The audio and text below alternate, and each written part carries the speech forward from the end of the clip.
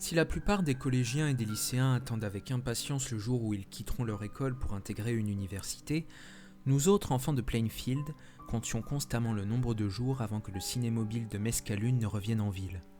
On ne voyait aucun prospectus à ce sujet et certainement pas punaisé sur des tableaux d'affichage public à la bibliothèque ou à la mairie. Aucune date particulière sur les prochaines séances n'était annoncée à la fin de la dernière projection.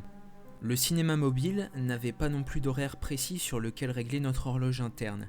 Nous apprenions toujours son retour grâce aux rumeurs. Il s'agissait toujours d'une personne qui avait entendu parler d'une séance à 2 villes de la nôtre, signifiant que notre tour viendrait le soir même. Ou bien quelqu'un avait entendu, d'une source sûre de l'ami d'un ami, que Plainfield serait la prochaine ville sur le circuit, faisant du week-end qui suivrait celui que tout le monde attendait.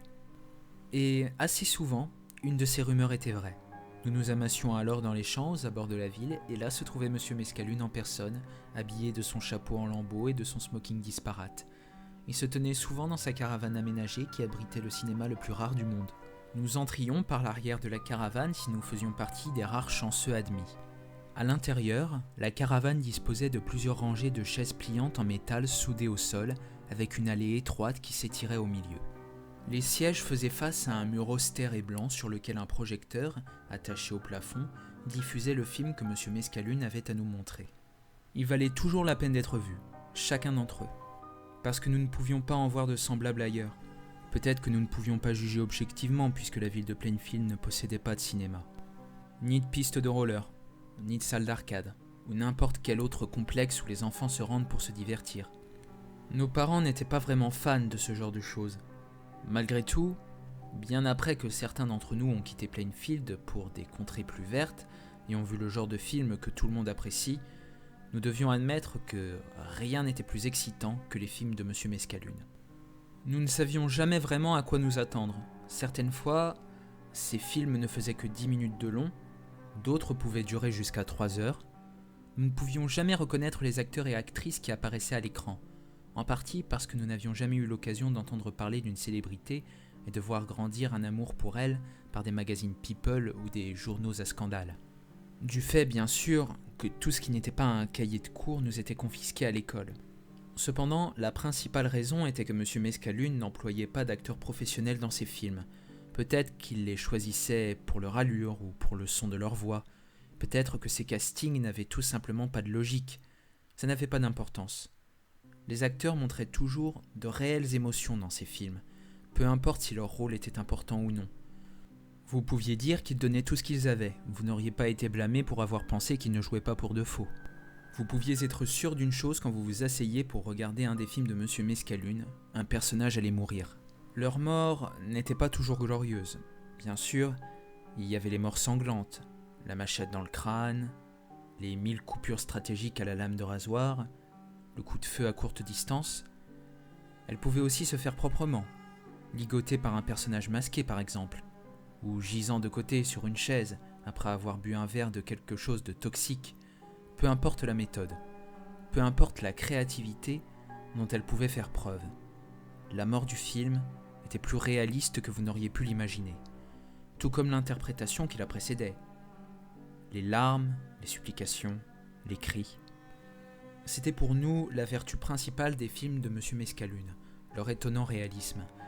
Après avoir subi la fadeur des romans faussement intègres et des émissions télévisées que nos parents nous forçaient à regarder, nous pensions regarder le monde comme il devait être vu pour la première fois de notre vie. C'était comme être mis au monde, ou renaître. Nous étions tous reconnaissants à M. Mescalune pour ça. On acclamait à la fin de chaque film d'une standing ovation, et M. Mescalune, toujours modeste, enlevait son chapeau crasseux pour effectuer une révérence.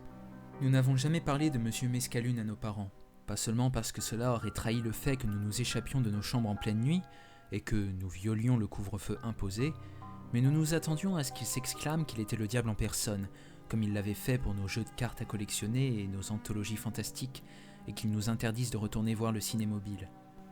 Monsieur Mescalune ne nous demandait jamais d'argent pour aller voir ses projections. Tout ce qu'il demandait était que nous prenions part à sa loterie. À chaque enfant qui était admis à une séance, il donnait un billet de tombola sur lequel un numéro avait été écrit à la main.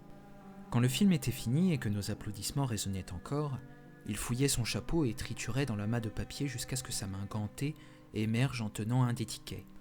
Il lisait le numéro tiré de sa voix calme et reposante et vérifiait si un de nos numéros correspondait au numéro gagnant.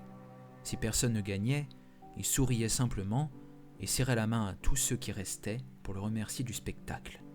Puis, nous laissait dans les champs, au clair de lune, où la foule des non-ennemis nous questionnait anxieusement au sujet de ce que nous avions vu. Puis est venue la nuit où Chris a gagné le tirage au sort. Monsieur Mescalune a fouillé dans son chapeau comme à son habitude. Nous n'y prêtions pas vraiment attention, accoutumés que nous étions aux minces chances de posséder le ticket gagnant. Quand il a annoncé le numéro gagnant, la moitié du public n'a même pas pris la peine de jeter un coup d'œil à son ticket. Calme comme jamais, Monsieur Mescalune a répété le numéro. C'est à ce moment que Chris, assis à la première rangée, a levé sa main. C'était comme si un éclair nous avait frappé et fait fusionner avec nos sièges. C'était encore plus incroyable que le film que nous étions venus voir. Nous avons commencé à applaudir, et Chris s'est levé. Il nous a fait un signe poli de la tête pendant que Monsieur Mescalune s'approchait de lui pour le féliciter. Chacun d'entre nous était pressé de savoir ce que serait la récompense de Chris. Mais Monsieur Mescalune nous a raccompagnés jusque dehors, gardant avec lui Chris. Certains d'entre nous ont attendu à l'extérieur de la caravane pendant un long moment. Mais personne n'en émergeait. Compte tenu de l'heure tardive, nous devions rejoindre nos maisons, de crainte que nos familles se réveillent et découvrent que nous n'étions pas là où nous aurions dû être. L'absence de Chris à l'école le jour suivant n'a surpris personne. Qui n'aurait pas pris un jour de repos après être resté dehors si tard ? Son absence le jour suivant nous a laissés perplexes. Après une semaine complète sans nouvelles, nous étions sincèrement curieux. Nous n'osions cependant pas en parler aux parents.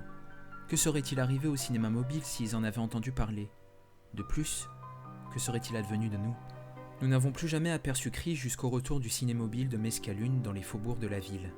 Ceux d'entre nous qui avaient réussi à obtenir un ticket attendaient anxieusement que le projecteur se mette en marche et nous montre ce que nous voulions voir. Et quand il s'est enfin animé, son faisceau éclairant de la poussière qui tourbillonnait, celui que nous contemplions n'était autre que Chris à l'écran, devant nous, assis torse nu contre un mur de béton. Nous avons éclaté dans un tonnerre d'applaudissements. Notre ami avait l'air plus vivant qu'il ne l'avait jamais été dans les rues de Plainfield. Il s'est tourné vers la caméra et l'a fixé du regard, comme s'il regardait dans les yeux de chacun des spectateurs. Il savait qui nous étions après tout. Il savait que nous serions là à le regarder et à profiter du spectacle. Il a ouvert et refermé la bouche plusieurs fois, timidement, comme s'il avait un monologue à réciter, mais qu'il ne pouvait se souvenir d'aucune de ses lignes. Après quelques essais, il a fermé ses mâchoires et a fixé un point derrière la caméra. À présent, c'était comme si il regardait à travers nous, comme si nous étions transparents, ou comme si nous étions des fantômes, comme quelque chose qui n'existait plus, car nous n'étions pas assez réels pour mériter une quelconque attention. Une ombre est apparue sur le plan, grimpant sur le visage de Chris. Au début, il demeurait sans expression, résigné ou stoïque, ou refusant simplement de jouer la comédie. Puis, un grondement distant s'est fait entendre dans les haut-parleurs. Il s'est mû rapidement en un puissant vrombissement, celui d'une tronçonneuse. Des larmes ont commencé à couler des yeux de Chris, comme si elles avaient une vie dont il ne faisait pas partie. Une minute plus tard, tout son corps s'est mis à trembler, et il a convulsé en sanglots. Un personnage, tout habillé de noir et dont le visage était caché par un masque de ski, est entré en scène. Une tronçonneuse se tenait dans ses mains gantées. Chris a regardé le nouveau venu et a murmuré quelque chose d'imperceptible, couvert par le gémissement de la tronçonneuse. Les mots n'étaient de toute façon pas importants. Il aurait pu réciter une liste de courses que cela aurait semblé tout à fait sensé. Il nous tenait captivés. Le mystérieux personnage a élevé la tronçonneuse au-dessus de la tête de Chris. Notre ami a fermé les yeux, tremblant. La lame est descendue vers sa nuque. Le personnage a feinté une fois, 2 fois, puis, en un puissant mouvement vers le bas, la lame a entané l'échine de Chris. Il jappait, mais le son a été interrompu par la lame qui avait fait son travail. Sa tête s'est affalée en avant, puis est tombée au sol. Le personnage l'a poussé hors du champ, puis a quitté l'écran. Pendant 1 minute et demie, la caméra s'est attardée sur le corps décapité. La flaque de sang grandissante était le seul signe de mouvement.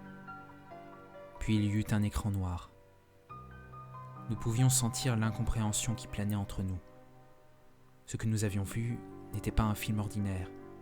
Une scène si réaliste ne pouvait pas avoir été jouée.